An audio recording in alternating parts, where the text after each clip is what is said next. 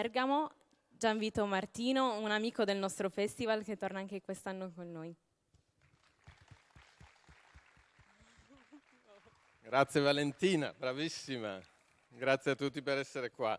Io prendo solo pochi minuti per introdurre Aaron Ciechanover, che oltre a essere lo scienziato importante che è, anche un caro amico, e quindi sono contento che sia qua, sono contento che abbia accettato l'invito. Aaron è un medico che tra l'altro ha anche una passione per la chirurgia. Ultimamente ha voluto anche, I'm saying that you have a passionate for surgery, Aaron. Ultimamente ha anche tentato di nuovo di perseguire questa sua passione, ma tutto sommato devo dire che la parte invece che l'ha portato a lavorare nell'ambito biologico è stata molto più importante. Tuttora è professore emerito al Technion Institute in Israele e la sua carriera è stata segnata da una scoperta importante che gli ha valso il Premio Nobel per la Medicina nel 2004. Una scoperta che, diciamo così, per spiegarvela in termini spero semplici e per farvi percepire l'importanza, vi voglio solo dire che, come tutti sapete, il nostro DNA produce tante proteine. Noi abbiamo circa 30.000 geni nel nostro genoma. Circa questi 30.000 geni producono più o meno 50.000 proteine, che sono quelli mattoni che costruiscono le nostre cellule, che poi costruiscono i nostri tessuti e i nostri organi e ci fanno essere quello che siamo. E queste proteine vengono continuamente costruite e ricostruite. Noi produciamo circa 25 milioni di nuove cellule nel nostro corpo ogni secondo. Immaginatevi questa centrale che continua a produrre, questa macchina che continua a produrre, e queste cellule per essere prodotte devono avere un corredo proteico adeguato. Non sempre queste proteine, perché ne vengono prodotte a migliaia in quantità esorbitanti, vengono prodotte nella maniera giusta. Allora ci deve essere qualcosa che fa capire che qualche proteina è prodotta male, che deve essere eliminata. Ecco, Aaron ha scoperto che esiste un'altra proteina che si chiama ubiquitina, che in qualche modo indica alla cellula che la proteina prodotta non funziona, è prodotta male, e la elimina, insomma la mette in una sorta di spazzatura dove poi viene eliminata. Se questo sistema non funziona, la proteina si accumula, la cellula quindi avrà delle proteine malfatte al suo interno e morirà.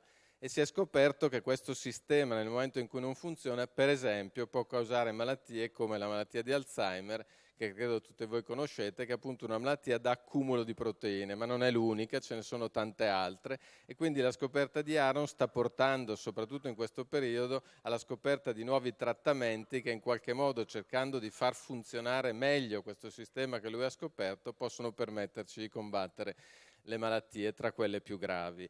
E stasera non ci parlerà di questo, ma stasera ci parlerà appunto di come queste scoperte che vengono dalla biologia di base sono in grado poi di essere tradotte in terapie, come questo percorso e quali sono le regole che hanno portato a far sì che questo percorso negli anni cambiasse e diventasse sempre più efficiente. Da una medicina e da scoperte che erano basate sul caso, sulla fortuna, sulla cosiddetta serendipità, alla forza brutale che si è utilizzata negli anni 90 studiando in batteria, diciamo, tutto il DNA, fino alla nuova medicina, quella appunto personalizzata, che è una medicina che, come lui dice, è una medicina che in qualche modo può essere paragonata al sarto che cuce la medicina attorno al paziente piuttosto che in qualche modo rifilargli un vestito, insomma, fatto in qualche taglia e che in qualche modo tutti si devono adattare. Quindi ci porterà in questo percorso, in questo passaggio, in questa storia che dura oramai da tanti anni, con la sua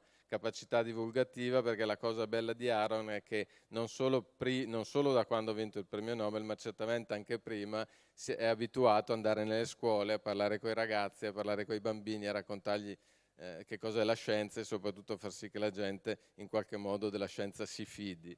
Quindi Aaron, that's your turn, the stage is yours, grazie mille per essere qua, grazie a voi di aver partecipato e sono sicuro che il viaggio all'interno della medicina personalizzata che Aaron vi farà fare sarà un viaggio sicuramente spettacolare. Grazie molte, thank you very much again. Thank you, Gianvito. Can you turn the slide on? Possiamo partire? Okay. How do we do it? just turn it on. Good. It's here. Okay. Good evening, everybody. It's just wonderful to be here. Pity that I have to spend time here on the podium rather than touring this beautiful city. So let me tell you a little bit about modern medicine.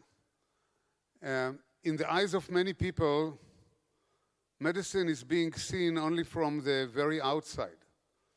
So when we are looking for a doctor, and the doctor tells us what to do. Then we go to the pharmacy and we buy drugs. And if something is really going wrong, we are going to the hospital. And that is the view of most people of medicine.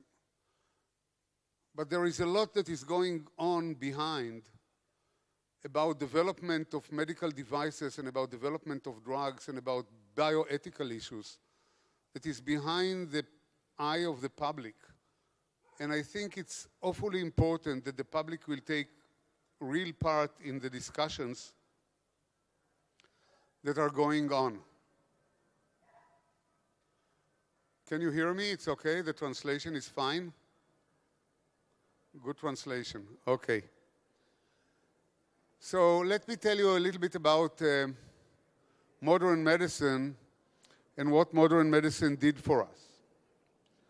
So just to give you a brief idea, what you see here, can you see the slide or it's too... So on the right side, you see my city. It's on the Mediterranean too. We are in very similar weather. We have a beautiful beach of the Mediterranean. And we are like, not as nice as Italy, but quite nice.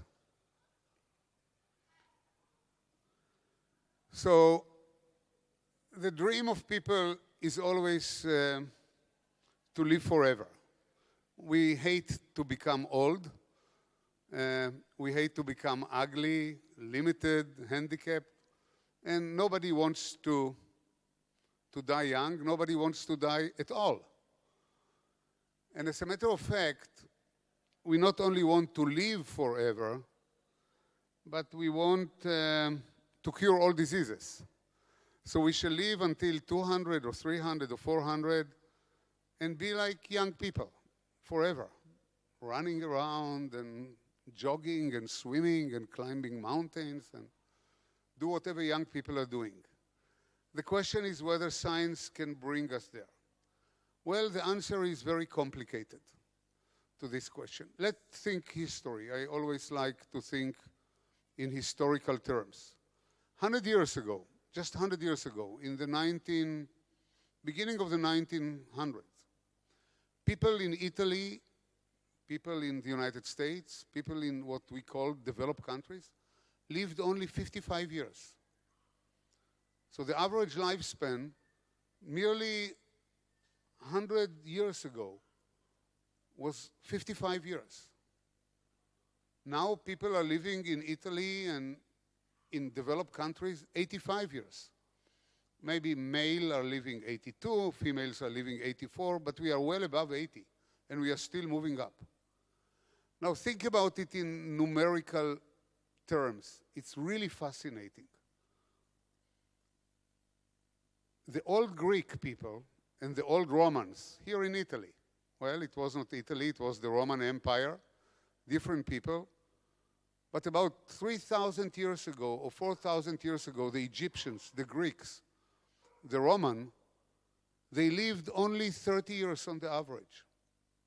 And it took 4,000 years to expand lifetime by only 20 years. So from old Rome and old Athens and old Alexandria and the pyramids in Egypt, that people lived about 25 to 30 years. 4,000 years, we extended lifetime by only 20 years to about 50 or 55. And then in 1 century only, one single century, we took it from 55 years to 85. More than happened in 4,000 years. What did happen in the 20th century that is so magic about it? Well, we know exactly. It's vaccination. It's antibiotics. It's sewage system, sterility. It's understanding diet, understanding the role of sport, of moving around. Many factors. It's medicine, new drugs. It's imaging. It's initially Röntgen, and then MRI, and then CAT scan. So many things happen together that pushed life from 55 to 85, which is wonderful. Think about it. 30 years in 100 years versus 20 years in 4,000 years. Magic. Truly magic. Now, did it come for free? Or are we paying a price for it? We are paying a price for it, and a heavy price, but we are ready to pay it. Show me one who is ready to die at the age of 55. I am well beyond 55, and I'm not ready even to think of death. I'm just at the beginning of my life, traveling all over the world, enjoying my science, meeting new people, new experiences, and I'm well beyond 55. So I crossed the border of 100 years ago. If I would have lived 100 years ago, I would have regarded as, well, old person. Now, what is the price that we are paying? New diseases came. Think about cancer, which is a major disease in the Western world. People did not die of cancer 100 years ago, not because there was no cancer, but because we didn't live long enough to get cancer. Cancer is par excellence a disease of an old age. I wouldn't say the word old. It's not politically correct. Of more advanced age. Think about neurodegeneration, about Alzheimer's disease. We never seen Alzheimer. True. Lewa Alzheimer described the first Alzheimer's disease 100 years ago, but it was on a rare old lady that lived to be 80 years old. People didn't die of Alzheimer, of Parkinson, of dementia 100 years ago, simply because they didn't live long enough to get it. So side by side, by extending lifespan, we also pay a price. And the price are what we call degenerative diseases. Cancer is a degenerative disease. We degenerate the control system of the body to control cell division. The immune system doesn't see properly the cancer cell and reject them. It's aging. Systems are aging. The same in the brain. Typically, the brain has a very good quality control system that removes very bad proteins. In the old age, the system doesn't handle those proteins properly. I will not go into any technical details. I will just tell you what you already know, more or less, and try to assemble it into one unit of knowledge. We defeated infectious diseases in many ways. What did people die of 50, 100 years ago? They died of infectious diseases because there was no antibiotics. Every sore throat. Women died during delivery. Farmers died from tetanus in the field because there was no vaccination.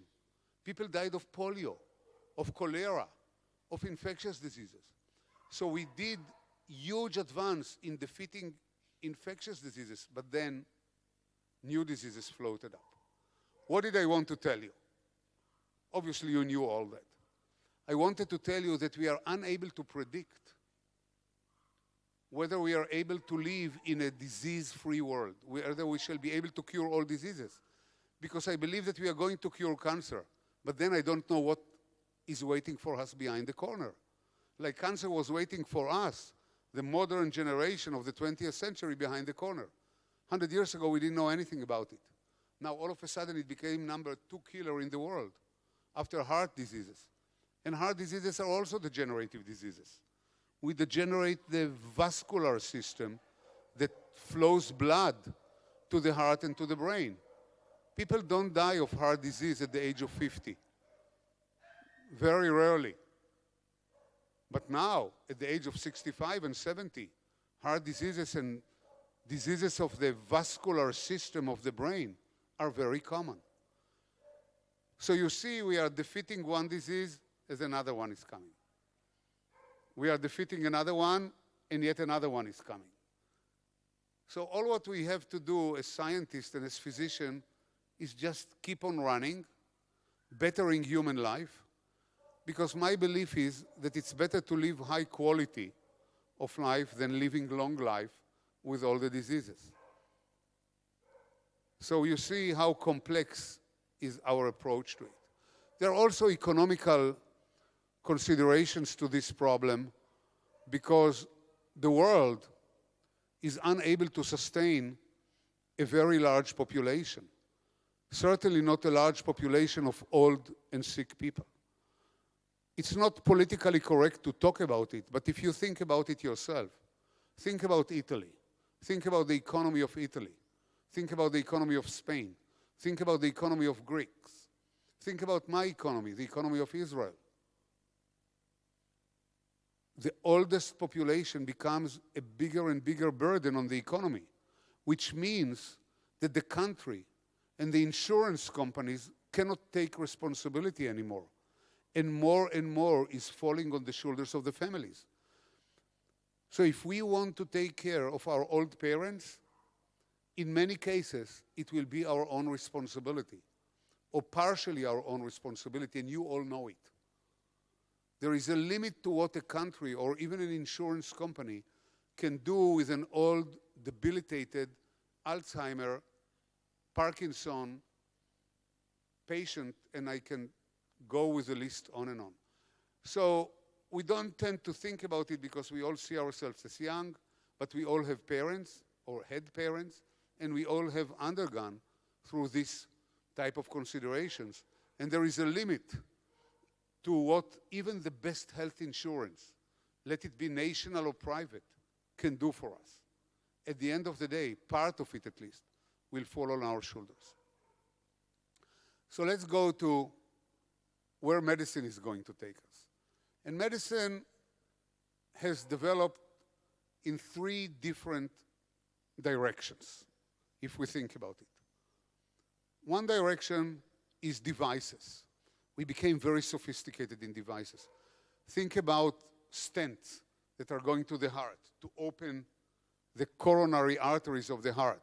You put a catheter in under imaging system, you inject a spring, and the spring opens up and opens the artery. It takes 20 minutes in the hands of a good cardiologist to open an occluded artery, not only of the heart, but also artery that goes to the brain. So many people are suffering from coagulation of arteries that go to the brain, and they succumb to what we call CVA, or cerebrovascular accident. They become paralyzed, or they lose their ability to talk. And if it happens in a big city where you have a sophisticated hospital, we can still save them by a simple device in 20 minutes. We can open up the artery by putting in a collapsed spring, injecting it, the spring opens up. So this is device. And the same for replacing heart valves. We can replace the valves of the heart also by going in via the artery from here, 20 minutes, going into the heart and under imaging, injecting the valve, and the valves open up and saves the lives of the patient. What used to be 5 years ago only a 10-hour operation with 25% morbidity and mortality now became a 25 minutes procedure with almost 0% morbidity or mortality. Unbelievable, 5 years. And 30 years ago, when I was a medical student, it was unheard of that there is even an operation. We didn't operate open heart at all. This is a new technology that came in the 60s and the 70s by Michael DeBakey and other genius people that paved the road for us to open the heart, to put the patient on a heart-lung machine, and then to change parts, close the heart again, and let it work. So you see, one direction is technology and devices. Another technology is stem cells. We are still not there, but we have the hope that if our cells are degenerating, we shall be able to replace them with new ones. We shall be able to take our own cells, reprogram them to do what we want them to do. Think about Parkinson's disease. Parkinson's disease is a disease of the brain where we are losing control of our stability, where we cannot even write, we cannot button a shirt, we cannot towel ourselves, we cannot dry ourselves, we are trembling. There is no stability, we cannot walk. And there is also cognitive effect of the disease. There is generation in the brain, the generation of the brain of cells which are called substantia nigra cells. We shall not go into it, but the cells are gone. The cells that control our stability, we don't think about it. Think about something simple. I stand like this. What's the magic about it? We take it for granted. But it's not for granted at all. Look at Parkinson's patients. They cannot do it. They tremble all the time. They cannot stand still. They fall. So even standing or writing or eating and cutting our food is something that is controlled by the brain, the direction of the hand that cuts the food. We take it for granted, but it shouldn't be taken for granted. So these are cells in the brain that control the stability. If we lose it, people think that we can put new cells that will regain the activity of the old cells that were generated. This is called stem cell therapy. And we think of stem cell therapy for many diseases, for diabetes, when we are losing the cells that secrete insulin. So the promise is very good, and the hopes are really exciting, but we are not there yet. So one direction, devices. Another direction, stem cell. And the last directions are drugs. The classical direction that we have gone through many years. And let me tell you a little bit on drug, just a little bit. So this will be the scope of my talk.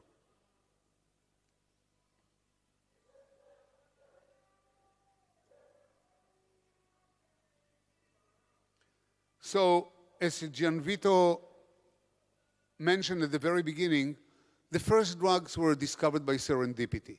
And I'll give you just one example. Aspirin. I'm sure that if I ask here in the audience, how many people are taking aspirin? Raise your hands. I'm raising my hand because I'm taking aspirin. Look around you. Just raise your hands again. Look around you. About 20 people here are taking aspirin daily. Think about it. Healthy people in an incidental audience sitting in the piazza of Santa Croce in Cagliari, Sardinia. 20 people, simple experiment.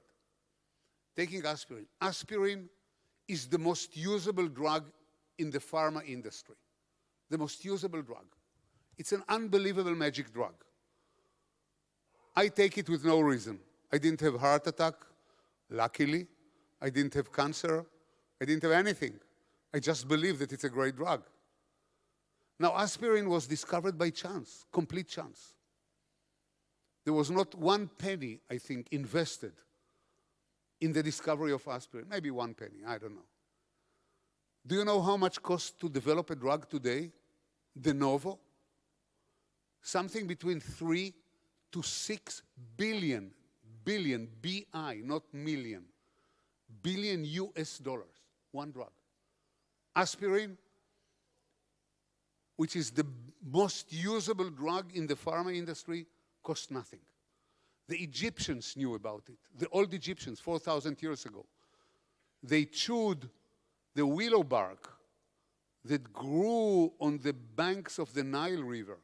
It had very bitter taste. But they noted, the old Egyptian, 4,000 years ago, that it can alleviate pain. And then it was staying like that until the 19th century, and a French scientist by the name of Charles Gerhard took the bitterness away by acetylating it. So it was, the material was called salicylic acid, and he acetylated it and made it acetyl salicylic acid. Forget about all this nonsense chemistry. This is for chemists. But at the end, Bayer company, that you can see on the left upper side, decided to make it a drug in the early 20th century, initially for pain and fever, to remove pain and to remove fever. But then, 20 years ago, another miraculous characteristic of aspirin was discovered, that it can prevent heart attack, typically second heart attack, by preventing blood coagulation. And you can see, I don't want to waste time, you can see here, you can see the mouse, Gianvito? So I'm pointing to a patient that has heart attack. It's not Bill Clinton, it looks like Bill Clinton, but it's not Bill Clinton. A patient that has heart attack, and it prevents the second heart attack by preventing coagulation of blood. So you can imagine how many people in the world have heart attack every year. And each of them, after the first heart attack, takes aspirin. I'm sure that part of you that raised your hand, now I'm not going to ask you who of you had heart attack. That will be too confidential for a physician to ask in an open audience. And then came the second discovery, that aspirin can prevent inflammation. And now we know that inflammation and cancer are going hand by hand. That people that have chronic inflammation, even if they don't know about the inflammation, chronic inflammation of the bowel, even in the breast, women are suffering chronic inflammation that they don't know about it. Prostate. We know that men are suffering chronic inflammation of the prostate even without knowing about it. And chronic inflammation along many years leads to cancer. So here you see, again, I just tried to do it very simple. A woman with, it symbolizes breast cancer. So many people now take aspirin to prevent cancer. And let me just tell you how much aspirin is being consumed every year in the world. 70,000 square cubic meters. 77,000 square meters of aspirin. 70,000. We can fill the whole square here up to the top of the buildings, and it won't be sufficient, of aspirin are consumed yearly. And here you have a drug that was discovered by serendipity. Old Egyptians, Bayer, little chemistry, very simple. The second revolution, as Gianvino mentioned, was the revolution of high throughput. And that's a revolution that we are still in. It started in the 60s, and we are still in it. We have lots of chemical compounds around. Chemists synthesize lots of chemical compounds. So people said, okay, if we have millions of compounds, let's try them. We don't know why there is cancer. We don't know why disease is occurring. But if we can take millions of compounds, maybe one will be efficient. Think about, I'm leaving my home, and I'm going to a lecture. And then I come back home, and I look in my pocket, and I don't see the key. There is no key in my pocket. I forgot the key at home. I bring somebody that brings 1,000 keys, and he will try them one by one, and one of them will open the door. Why? Because the company that makes locks will not make more than 1,000 keys and distribute them randomly. The thinking is that nature acts the same, and it does act the same, that if I shall try 1 million compounds, one of them will cure the disease. And it turned out to be correct, this assumption. So you take 1 million compounds or 500,000, doesn't matter, and you try them on a disease. So I can bring you one example, and those are statins. Statins are compounds that reduce cholesterol, and they're also consumed a lot, but they are not so cheap like aspirin. The last year's sales of statins were $40 billion, $40 billion. And I'm sure that if I ask you to raise your hands here, how many people in the audience are taking statins? Nobody? Wow, the Italians are healthy, I'm taking. Amazing. Typically, people are raising their hands because statins have a magic effect not only on cholesterol, but also on liver fibrosis and so on and so forth. So I'm taking statins to reduce cholesterol. But statins were discovered this way. What you see here on the upper picture, you see the photo of Akira Endo. He is a Japanese pharmacist. They decided to look for drugs that will inhibit the biosynthesis of cholesterol. He used a library of chemicals, of natural products that he got from different places in Japan. One of them, in 1970, only 45 years ago, was inhibiting the synthesis of cholesterol, which is the lipid that accumulates in the heart arteries and occludes the flow of the blood. You can see here.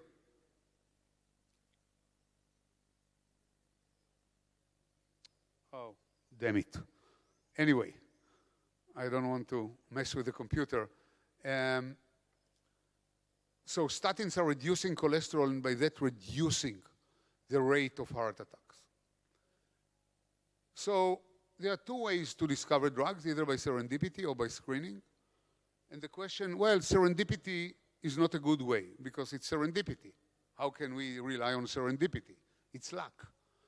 But screening, what's wrong with screening? We shall screen and screen and screen and screen until we find something for Alzheimer. We shall screen and screen and screen and screen until we shall find something for cancer. What's wrong with screening? What's wrong with screening is that we are human beings and we are not mice. And human beings are different from one another. We are very different from one another. Think about it. It's not only that we are men and women, but even think about blood. If I want to give blood to somebody, I cannot. It has to be the same blood type, either A plus or A minus, B plus or B minus, AB plus or AB minus, O plus or O minus. So we cannot even give blood to one another, so we are different. But blood is okay, because blood, there are only 8 types. What about giving kidney? Let's say that I have a kidney problem and I have to go to dialysis and then transplantation. No way. 1 in 10 million. 1 in 10 million. Unless I'm lucky to have an identical twin. 1 in 10 million can give me a kidney. Well, I can take kidney from anybody, but then I will have to be on immunosuppressors all the time. All my life, I will have to take drugs that will inhibit the rejection of the transplant. Here is another example why we are different from one another. And the same for heart and for lung and for pancreas and for... We cannot give organs to one another because we are different from one another. So you see that we are also reacting to drugs very differently. If I treat a patient with a drug, let's say that the patient is coming with hypertension. He has high blood pressure. And the doctor starts a treatment.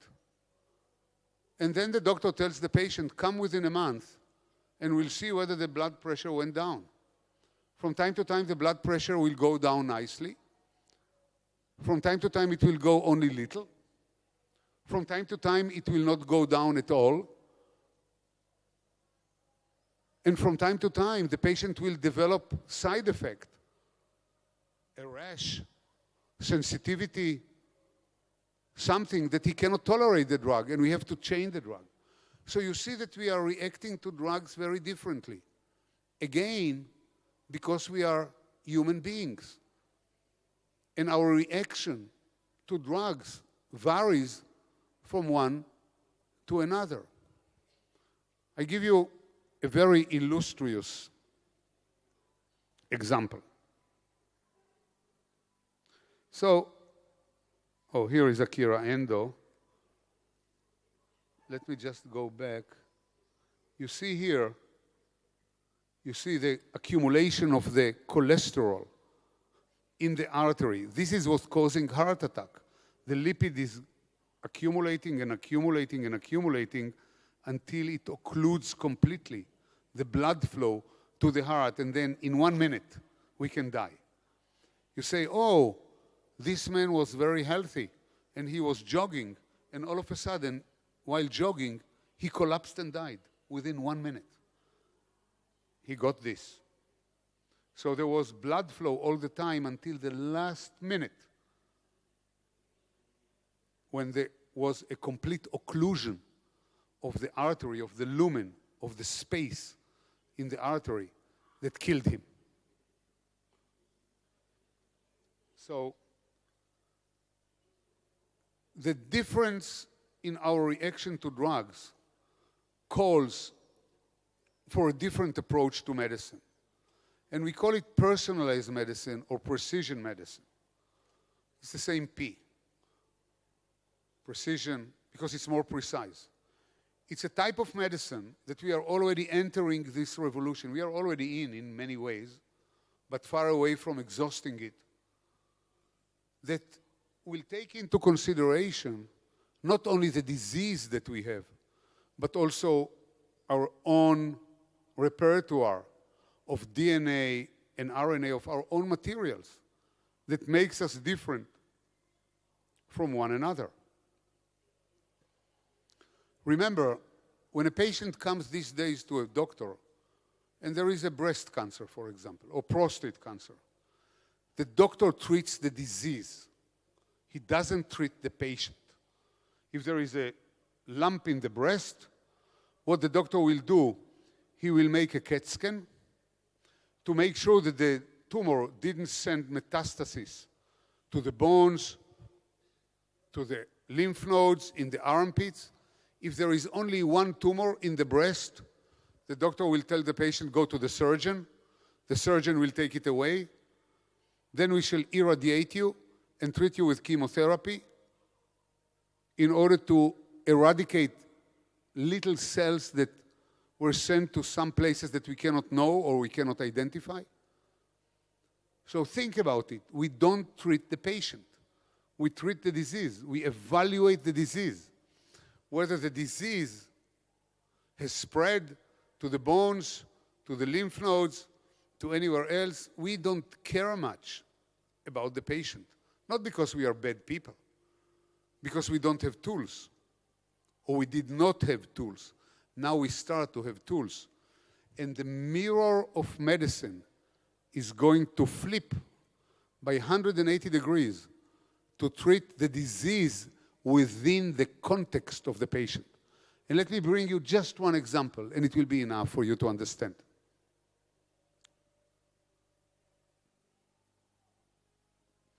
Look at the lower left side.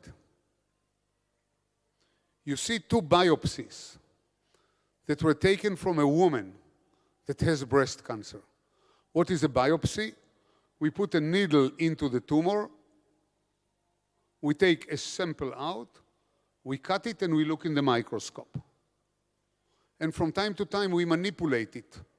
We check by some antibodies the type. So you see two sections of two tumors taken from two different women, woman A and woman B. On the very left side, it will be woman A. And you see the cancer.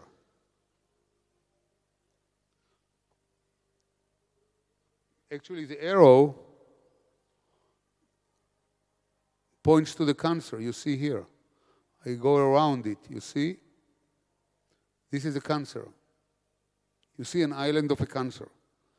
And then on the other woman, woman B, you see also cancers. Lots of little tumors. Now, what is the difference between woman A and woman B? You can tell yourself. In woman B, on the right side, you can see some staining, some brownish staining. This staining is for a mutation in a specific protein that is called estrogen receptor. Women have receptors for a hormone, for a female hormone that is called estrogen, and this is a stained, mutated estrogen receptor. What happened to woman B on the right side, that she has a mutation in the estrogen receptor, and this mutation caused her cancer. And we have a drug for her. We can cure her. And the drug is called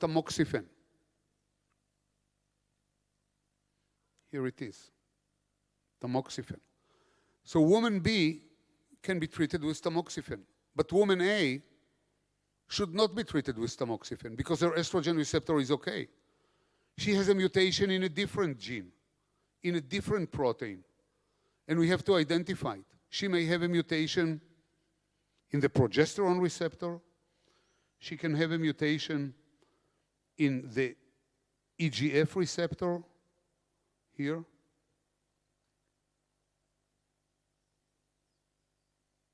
Here in the EGF receptor. And therefore, if she has a mutation in the EGF receptor, we have a different drug for her. It's called Herceptin. So you see that we have two women with breast cancer, but the breast cancer is very different. One is estrogen receptor, one is the EGF receptor, one is a progesterone receptor, one is very different, can be triple negative, not A, not B, and not C. So you see, we already have 4 different breast cancer. So not every breast cancer is the same. Every woman might have her own, and we need to identify it by molecular means. And the same for every disease, for prostate cancer, for colorectal cancer, for Alzheimer's, for Parkinson. For every disease, we have a huge variety of mechanisms that cause the disease. And this is exactly what personalized medicine is all about. We need to identify precisely the molecular machinery that stands behind the disease. Breast cancer is not a disease anymore. There is breast cancer A and B and C and D and E and F and G and H and I and J, and I can tell you what is the number. There are 20 different breast cancers, 20 different. And we know only about 4 or 5 of them now.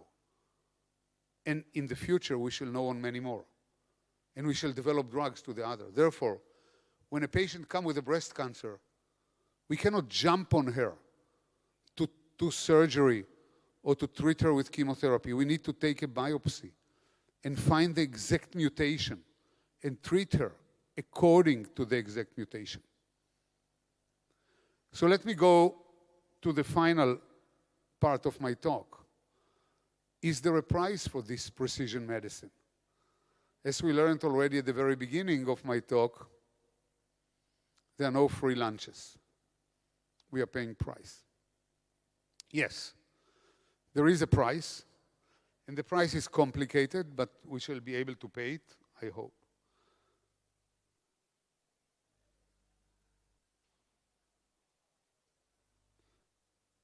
Okay, let's just look at number 7. Forget about, there are many issues with personalized medicine.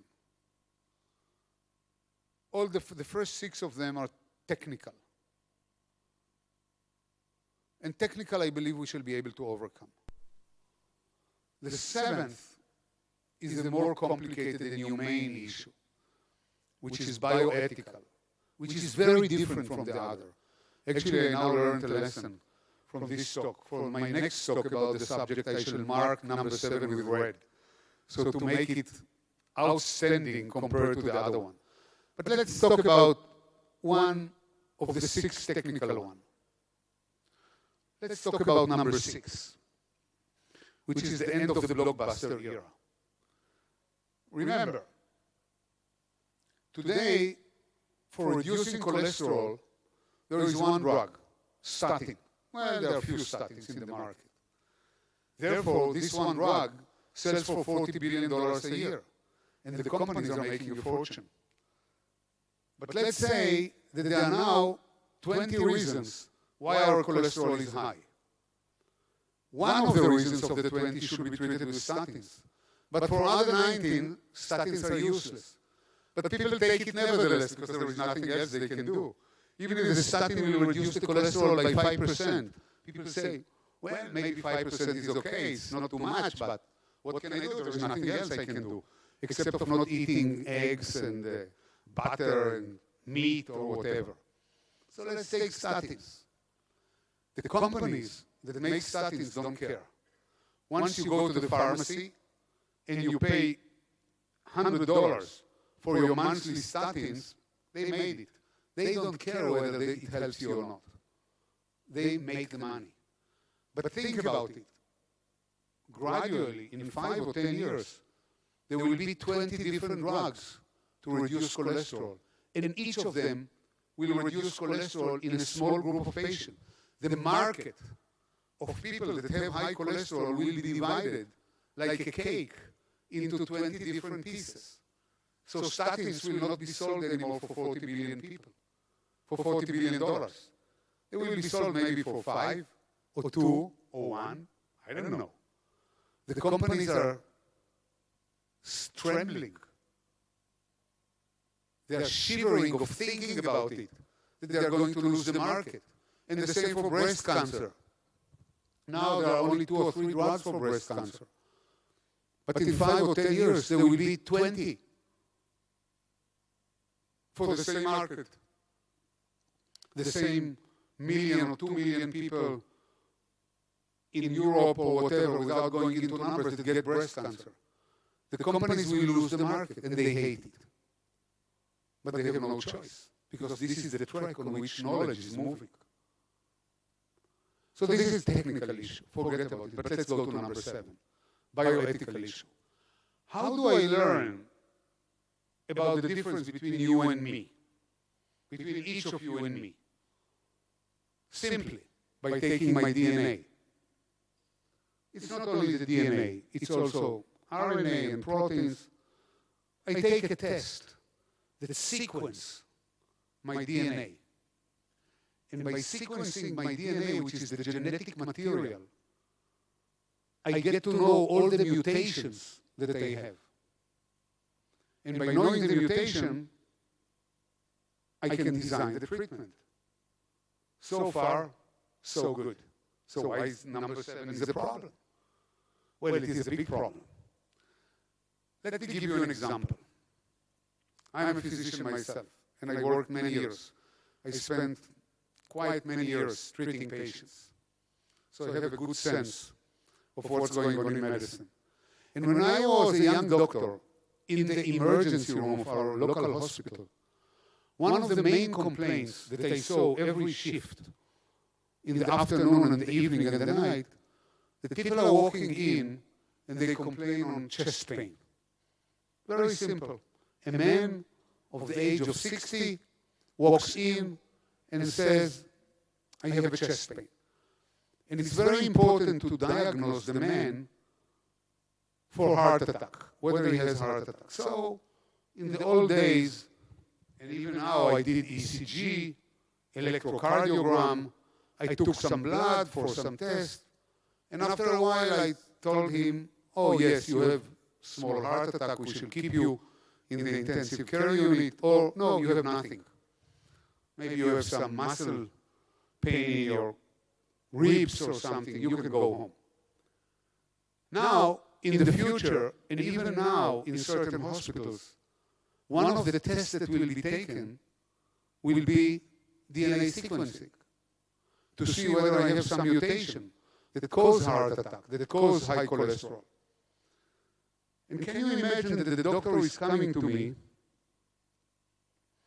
and tells me, Aaron, well, you don't have heart attack, but I found a mutation in a gene that in 10 years will cause you Alzheimer. I can give you even the name of the gene. It's called APO4B. There is a name for the gene. There are genes in my body and in your body as well that carry not 100% chance, but what the physicians or the statisticians are calling high susceptibility to get Alzheimer. And I'll bring you another example in a minute. Wow! I'm 67 years old. I walk to the emergency room with a chest pain. Luckily, I don't have heart attack, but I walk out with the information that I have Alzheimer in the future. This is worse than heart attack. What do I do with the information? I can hide it, not telling everybody, and living every day with the fear that the disease starts.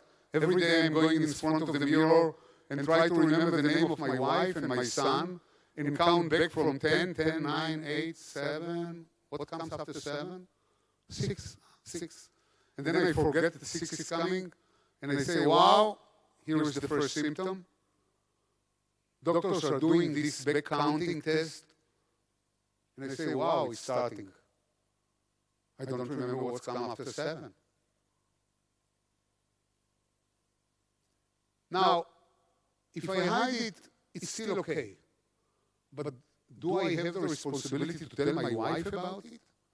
My life partner for the last 40 years?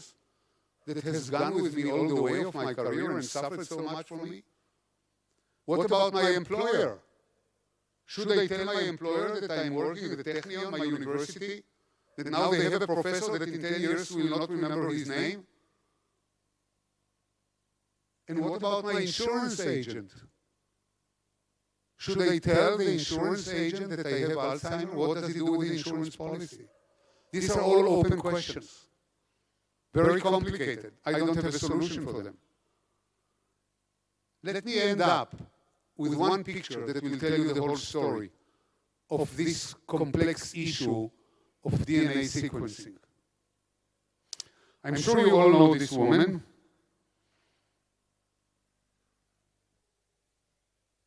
Beautiful lady.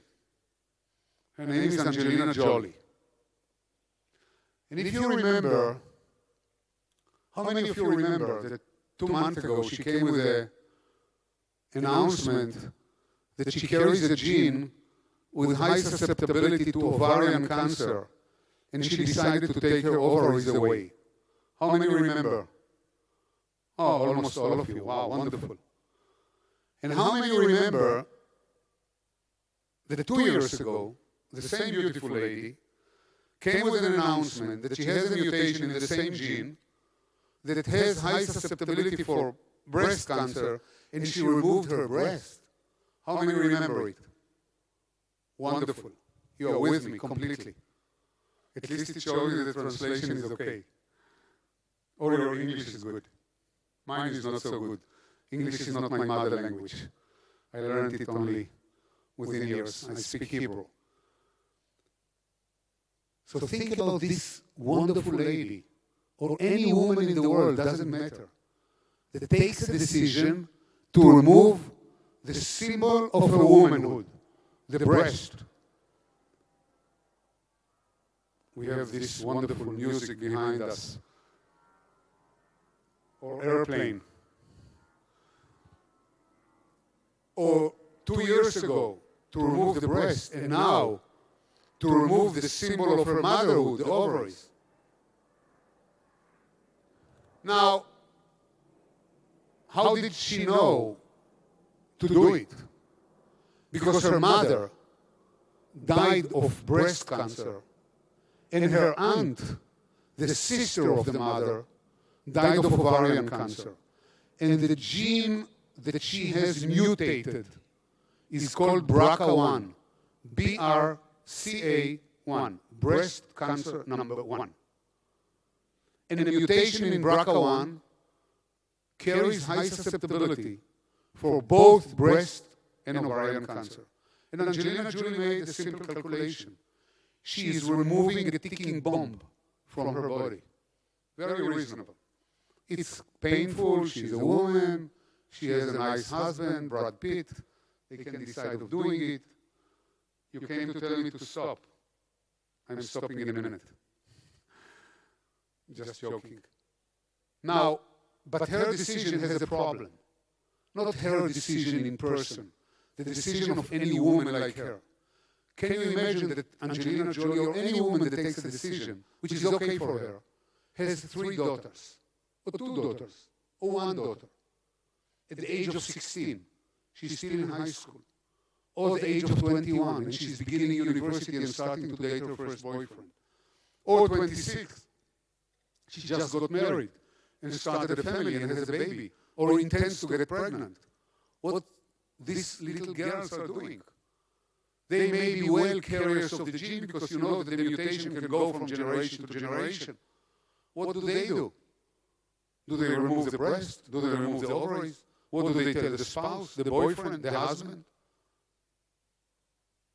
We are talking genetics now. So you see that the decision of Angelina Jolie is simple, so-called simple, for herself, but not simple for her daughters or any daughters of a woman that carry it. Now let me end up in the last sentence of my talk in a very positive note. Is it frightening? Well, from what I told you, it is, but it's not. Because the way of medicine and of science and technology is first to identify a problem and then to solve it. So now we can identify it, and the next step will be to solve it. Remember X-ray. If I break my leg, before X-ray, nobody could do anything. But now, if I have X-ray or CAT scan or MRI, and I have a problem in my chest or in my leg, I can look at it and see the fracture, and then the surgeon can go directly to the fracture. So technology always brings solutions, but first we have to identify the problem. And the problem is a mutation in the gene. Now the question is how to repair the gene, and we can do it. Only these days there is a huge discussion about what we call gene editing. We can edit genes like we are correcting mistakes in the Word document that we are printing on the word processor. Let's say that I'm writing mother, not M-O-T-H-E-R, but I'm writing M-A-T-H-E-R.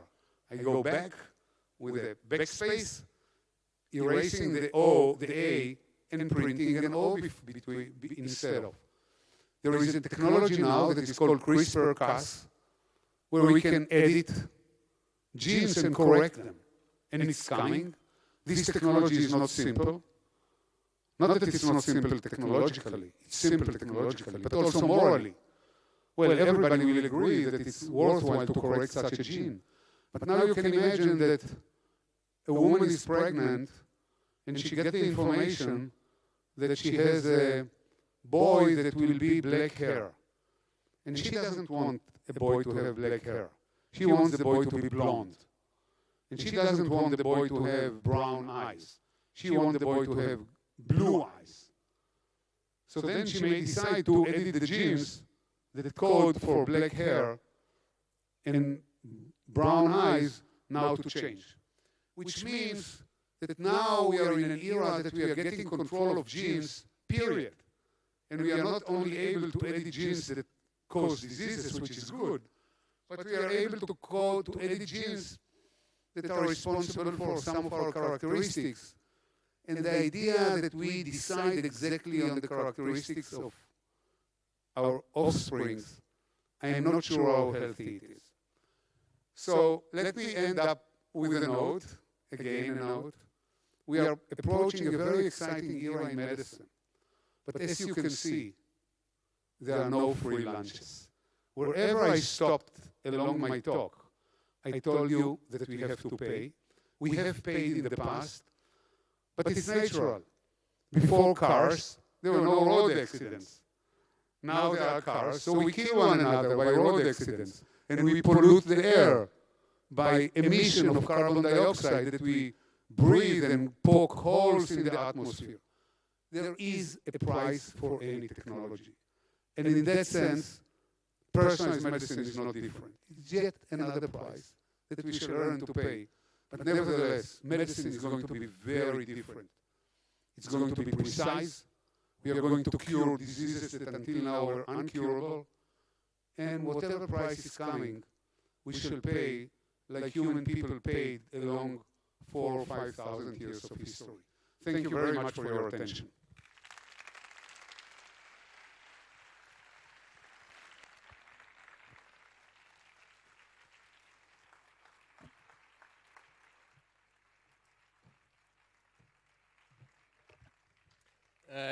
Grazie. Thank you very much, Aaron. It was really instructive talk. Ci sono delle domande, noi abbiamo un quarto d'ora, se qualcuno ha qualche domanda da fare, Aaron risponde molto volentieri, basta alzare la mano. Insomma, gli argomenti trattati sono tanti, anche diciamo particolari, in particolare l'aspetto bioetico non è un aspetto irrilevante, credo che questo abbia susciti qualche interesse o magari, non so, su qualche tecnologia o su qualche innovazione, volete avere magari maggiori informazioni. Ha parlato di cellule staminali, ha parlato di nuove medicine. C'è qualcuno che ha voglia di fare domande? qualsiasi tipo di domanda. Ricordatevi che le domande sono tutte intelligenti e le risposte che possono essere stupide, quindi non abbiate, diciamo così, particolari. No one would like to ask you anything, but maybe I can if you want. Io avevo una domanda, perché l'aspetto ovviamente Aaron ha toccato un aspetto molto importante, cioè il fatto che ci sia un mercato dei farmaci che, non so come dire, a prescindere dal tipo di malattia che vuol curare, tende ad avere, diciamo, a far prevalere l'aspetto economico. I was referring to the question, to the fact that still drug companies are selling drugs for everybody, and they don't care really about personalized medicine, because from a commercial point of view, this would not be for them good. So, is there any solution to that? Do you think that academic, joining academic forces with company could solve the problem, or you think that the market would overcome everything we can think would be worthwhile to do? Come facciamo a produrre delle medicine nuove che veramente funzionino nel momento in cui il mercato, a prescindere, diciamo, dal valore reale, dall'impatto reale, tende in qualche modo a definire le regole? Non so come dire. Well, it's difficult because pharma companies, drug companies are private, and they do whatever they want to do because they want to make money. The issue is whether governments will take responsibility. You know, think about the governments. Normally, they take responsibility for education. Typically, in most countries, governments are responsible for education, for universities. They are responsible for security. They're even responsible for health. In many countries, there are public health system. I think that for certain drugs, the government should be responsible. Either they force the drug company with their revenues to go back and to develop drugs that are less profitable, or the government will develop an industry that will be subsidized by the government, because it's our health. It's not theater, it's not music, it's not museums. With all due respect to put Leonardo da Vinci or Michelangelo on display, it's the health of the people. So the companies will never do it voluntarily. And not only that, I can tell you that medicine will become more and more expensive. Because if the companies will lose the blockbuster, they will not have the multi-billion-dollar market, and the market will be sliced into small pieces. The price of each drug will be higher. Don't expect medicine to be cheaper. Don't expect it to be cheaper. And don't expect that you pay less out of your pocket. You will pay more and more and more as time goes by. I see it as a responsibility of the government. And the responsibility of the governments go also beyond their own population. Think about Africa. Africa is decimated. Think about malaria. Nobody cares about malaria. Why? Because the people that get malaria cannot pay for drugs. They live in Thailand, they live in Laos, they live in Cambodia, they don't live in Rome and in New York or in London or in Paris or in Jerusalem. So it's not only our own health, it's the health of the world. Companies will not develop drugs to malaria because the people that have malaria cannot pay for it. So it's bona fide consideration. And I think that that's our responsibility of the world citizen, to take care of ourselves and to take care of others, of the needy.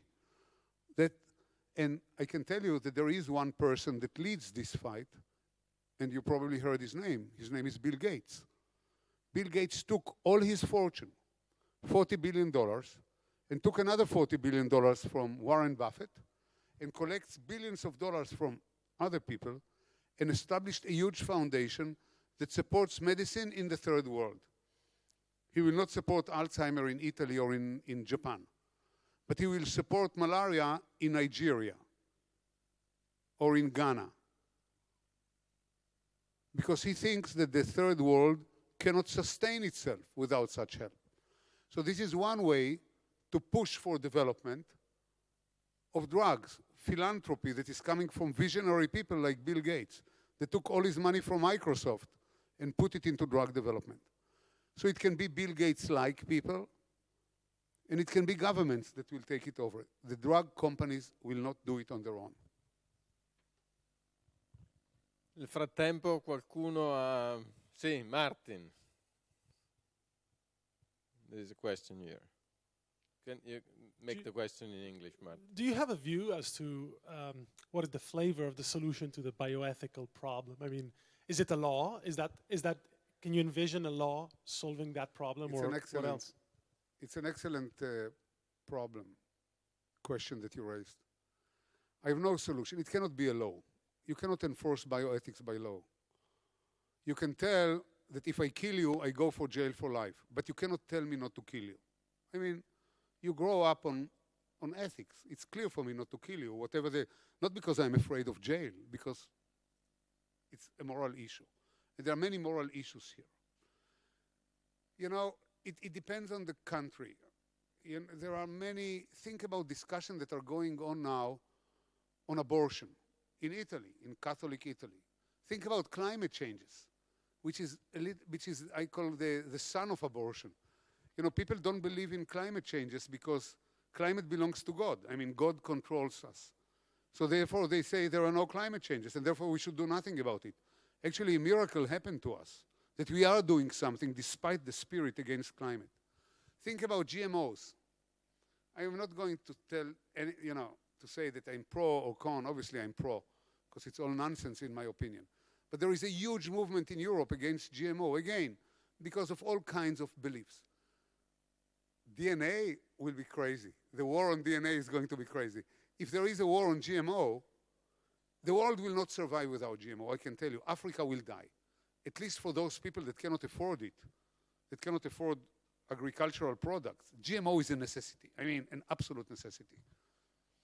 So think about GMO, climate, abortion. I mean, I can think about the big discussions. It needs to be societal agreement that will have to involve history, culture, religions, sociologists, whatever makes a society a society. And then, side by side, there will be technical solutions that will alleviate the problem and will let us move to the next one. It's going to be very complex, but I'm not frightened of it because, first of all, the promise behind it is huge, really huge. And second, because I believe that we are still living, well, maybe I'm naive, in a civilized society that will find a solution. And if there will be discussions, you know, there is always a way to go to a referendum. Your next room neighbor, well, in the very north Switzerland, has a system that they go to a referendum on biological experiment, on animal experimentation. Think about animal experiments in science. Think about, you know, I can bring you many issues that raise huge discussions in society that are much less heavy than the one that we are approaching, and somehow we do manage. Reason prevails, something prevails at the end. No law. I mean, there cannot be a law that will impose something like that. There cannot be a law. But it's a very, very interesting and important question.